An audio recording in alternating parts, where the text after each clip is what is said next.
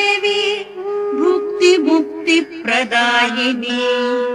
त्वं स्तुता स्तुतये का वा भवन्तु परमोक्तयः सर्वस्य बुद्धिरूपेण जनस्य हृदि संस्थिते स्वर्गापवर्गदे देवी नारायणि नमोस्तुते कलाकाष्ठादिरूपेण परिणामप्रदायिनी विश्वस्योपरदौ शक्ते नारायणि नमोस्तुते सर्वमङ्गलमाङ्गल्ये शिवे सर्वार्थसाधिके शरण्ये त्र्यम्बके गौरि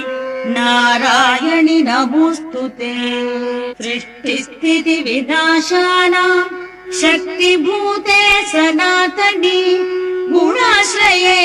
गुणमये नारायणि नमोस्तुते शरणागत दीनार्थ परित्राण परायणे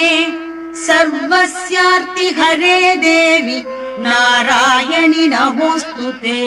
हंसयुक्त विमानस्थे ब्रह्माणि रूपधारिणि कौशाम्बक्षरिके देवी नारायणि नमोस्तुते त्रिशूलचन्द्राहिधरे महावृषभवाहिनि माहेश्वरी स्वरूपेण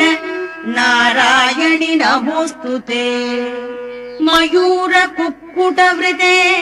महाशक्तिधरे नघे कौमारी रूपसंस्थाने नारायणि नमोस्तुते शङ्खचक्रगदाशार्ङ्ग गृहीत परमायुधे प्रसीद वैष्णवी रूपे